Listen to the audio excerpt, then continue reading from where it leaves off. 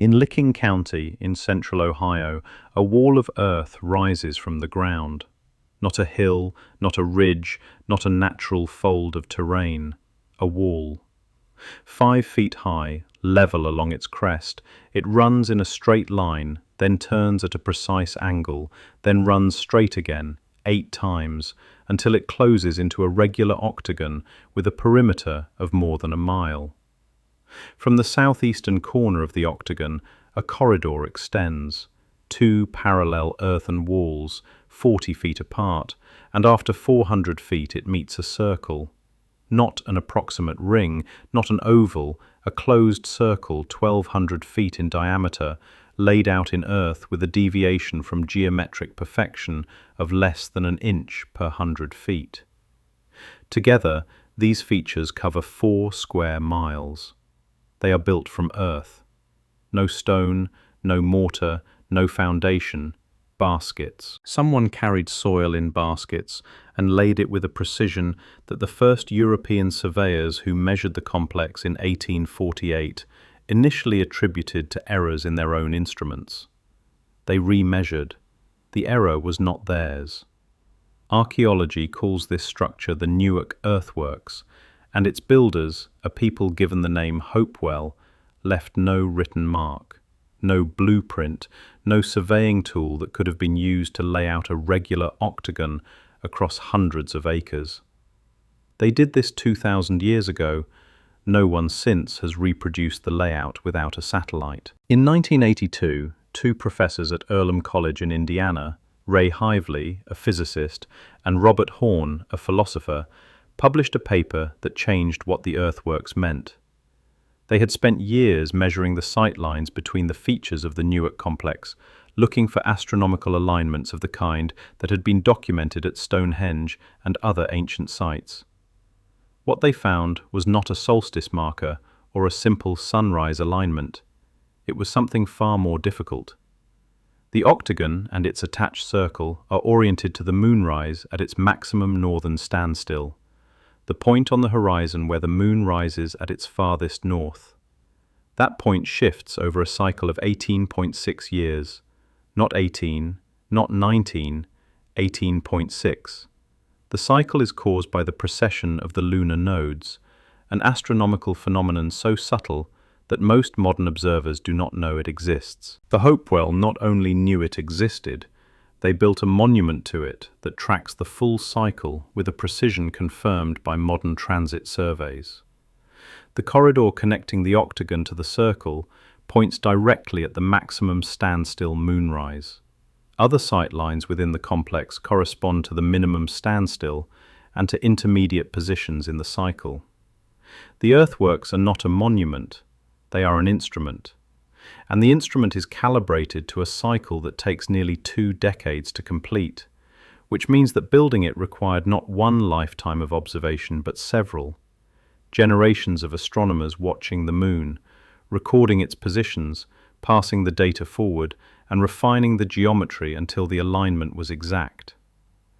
The standard model of the Hopewell describes them as a loosely organized network of communities practicing horticulture and long-distance trade. It does not describe them as multi-generational astronomers capable of engineering a 4-square-mile observatory calibrated to a cycle that most professional astronomers today would need a textbook to explain. The culture occupied the Ohio Valley and parts of the upper Midwest from roughly 100 BCE to 500 CE. They are defined primarily by what they left in the ground: earthworks, burial mounds, and artifacts. The artifacts are extraordinary. Their burial sites have yielded obsidian from Yellowstone, copper from Lake Superior, mica from the Appalachians, shells from the Gulf of Mexico, and shark teeth from the Atlantic coast. The trade network that moved these materials spanned 2,000 miles, from the Rocky Mountains to the Atlantic seaboard, and it operated for roughly 6 centuries. This was not casual exchange. Obsidian does not travel 1,500 miles by accident. Someone organized the acquisition, transport, and distribution of raw materials across half a continent, sustained the system for generations, and did it without writing, without currency, and without any political structure that archaeology has been able to identify. They did not build cities. They did not build permanent villages, as far as the evidence shows. They built earthworks, massive, geometrically precise earthworks, and then, apparently, they went home to scattered farmsteads in the surrounding hills. The sites were gathering places, ceremonial centers, astronomical observatories, and expressions of a geometric knowledge that the builders encoded in soil because they had no other medium to write it in.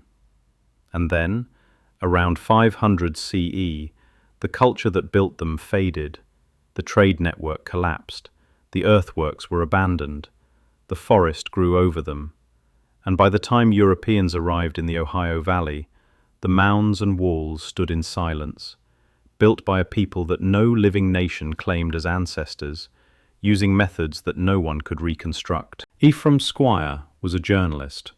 Edwin Davis was a physician from Chillicothe, Ohio. Neither was an archaeologist, because in 1848 American archaeology as a profession did not exist. But the Smithsonian Institution, founded 2 years earlier, needed someone to produce the first systematic survey of the mound complexes of the Mississippi Valley. Squire and Davis volunteered.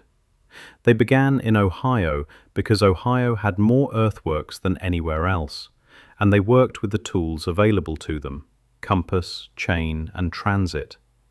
Their publication, Ancient Monuments of the Mississippi Valley, became the first volume ever issued by the Smithsonian. It remains in print.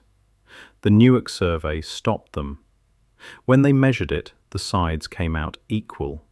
Not approximately equal, equal to within the margin of error of their instruments.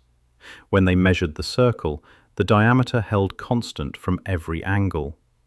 When they measured the corridor connecting them, the walls were parallel. Squire wrote in his notes that the precision exceeded what he would have expected from a trained survey crew working with the same tools he was using. He did not say this in the published volume. In the published volume, the monuments are described with careful neutrality as remarkable specimens of ancient engineering. But the field notes, preserved in the Library of Congress, contain a sentence that the publication omits. He wrote that the layout could not have been accomplished by eye. Squire was a journalist, not a mathematician. He did not understand the full implications of what he had measured, but he understood that what he was looking at should not have been possible with the technology the builders were supposed to have had. Modern surveys have confirmed what Squire suspected and gone further. In the 1980s and 2000s, the earthworks were measured using total station theodolites and GPS with sub-centimeter accuracy. The results are these. The Great Circle has a diameter of 1,178 feet. The deviation from perfect circularity across the entire circumference is less than 4 inches.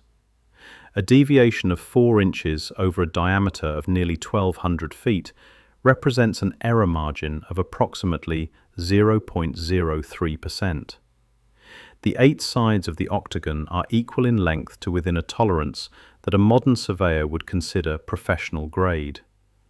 The angles at each vertex are consistent. The parallel walls of the corridor maintain their spacing of 40 feet over 400 feet of length without visible divergence. The entire complex is laid out on a single geometric plan. The circle, the octagon, and the corridor are not separate structures placed near each other, but integrated elements of a unified design, executed at a single consistent scale. To lay out a circle of this diameter to this tolerance on flat ground without a surveying instrument requires, at minimum, a fixed center point and a cord or rope of consistent length. That is achievable. To lay out a regular octagon of this size to this tolerance requires dividing a circle into 8 equal arcs and projecting straight walls between the division points. That is not achievable with a rope. It requires a method of angle division that no known artifact from their culture represents. No protractor, no calibrated sighting device, No measuring standard has ever been recovered from any site associated with the builders. The geometry they built is more precise than their known toolkit can explain. The tools either existed and have not been found, or the method was something that archaeology has not yet imagined. The complex that Squire and Davis mapped in 1848 covered 4 square miles. Today, roughly half of that area has been destroyed. The city of Newark grew directly over the complex. Streets were cut through walls. Houses were built on the floors of enclosures. A canal was dug through one section in the 1830s. A fairground was laid over another. The great square earthwork, a third major element of the original design, was levelled for residential development in the early 20th century. What survives is the octagon, the great circle, and fragments of the connecting corridors. The circle was preserved because it became a public park. The 8-sided enclosure was preserved for a different reason. In 1910, a group of local businessmen formed the Mound Builders Country Club and leased the site from the state for use as a golf course. For 113 years, golfers played 18 holes on top of a 2,000-year-old astronomical observatory aligned to the 18.6-year lunar cycle. They drove carts along the crests of walls that the Hopewell had built with baskets. Their cleats pressed into earthwork surfaces that had survived 2 millennia of weather, only to be aerated for drainage. The club was not vandalism. It was, in its way, preservation. The golf course prevented development that would have levelled the enclosure as thoroughly as the city levelled the square. But it was preservation by accident, not by intent, and it kept the most geometrically significant ancient structure in North America behind a membership fee for over a century. The state of Ohio reclaimed the site in 2023. The greens are gone, the flags are gone, the earthworks remain. Newark is not the only Hopewell earthwork in Ohio. It is not even the largest. The Hopewell built geometric enclosures across the southern half of the state, at Chillicothe, at Marietta, at Portsmouth, at Fort Ancient, at Paint Creek, at Hopeton. Each site has its own geometry, each site has its own astronomical alignments, and each site uses the same unit of measurement. In the 1980s, researchers analyzing multiple earthwork sites independently discovered that the dimensions of the circles, squares, and octagons across different sites are related by consistent ratios. The Great Circle at Newark and the Great Circle at the High Bank Works near Chillicothe, 60 miles to the south, have the same diameter, 1,200 feet. The coincidence was noted. Then it was found that the same dimension repeats at other sites, and that the squares and octagons at different locations are scaled versions of each other, built to multiples of a common unit. The builders were not constructing isolated monuments. They were building a network, a system of sites connected by shared geometry, shared astronomy, and shared standards of measurement across a region covering thousands of square miles. And they did it without writing. Whatever unit of measurement they used, whatever method of angle division they employed, whatever system of astronomical record-keeping allowed them to track an 18.6-year cycle across generations, all of it was transmitted without text. Orally, physically, through apprenticeship and repetition and memory. The knowledge was in the people, not on the page. And when the people stopped building, around 500 CE, the knowledge went with them.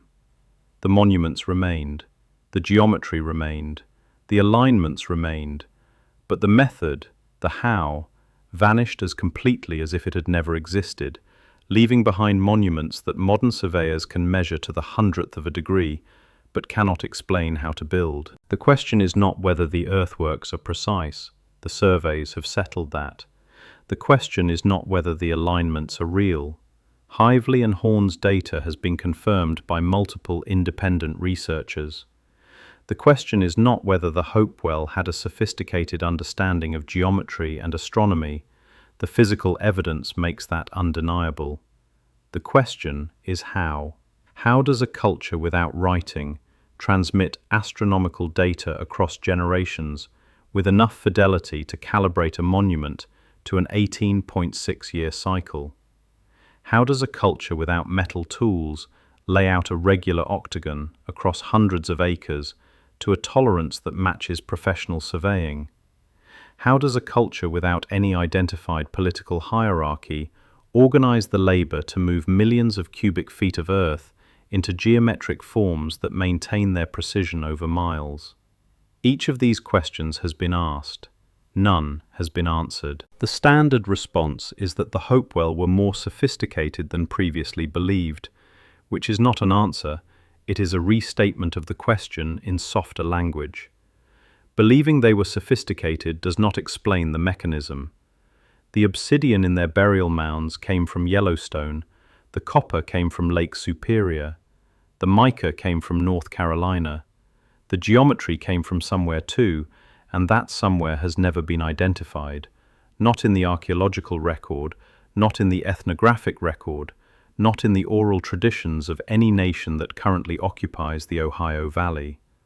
The Shawnee, the Miami, the Wyandot, and the Delaware, the peoples who lived in Ohio when Europeans arrived, did not claim the earthworks as their own. They knew the mounds were there. They did not say they built them. They said the mounds were already old. The monuments are still there. The enclosure stands in Licking County, with its walls intact, the greens stripped away, the geometry exposed to open sky for the first time in over a century. The Great Circle stands a mile to the south, in a public park, where families walk their dogs along a wall that was calculated to close within 4 inches of perfection 2,000 years before the town around it existed. The alignment to the maximum northern lunar standstill still works. The moon still rises over the corridor at the predicted point, at the predicted time, in the predicted year of the 18.6-year cycle. The next maximum standstill is approaching. When it arrives, the moonrise will clear the earthwork walls at exactly the angle the Hopewell intended. The Smithsonian published Squire and Davis in 1848. Hively and Horn published the lunar alignment in 1982. The site was inscribed on the UNESCO World Heritage List in 2023. 3 institutions, 3 centuries, 3 acknowledgements that the site is extraordinary, and still no one has explained how a people carrying baskets of dirt laid out a geometry that modern engineers verify with satellites, but cannot reproduce with the tools the builders are supposed to have used. The walls are 5 feet high and 2,000 years old, and made of earth, and they are more precise than anything the civilization that mapped them has ever built from the same material. The method is gone, the monuments remain, and the distance between what they prove and what we understand is the distance between measuring something and knowing how it was made.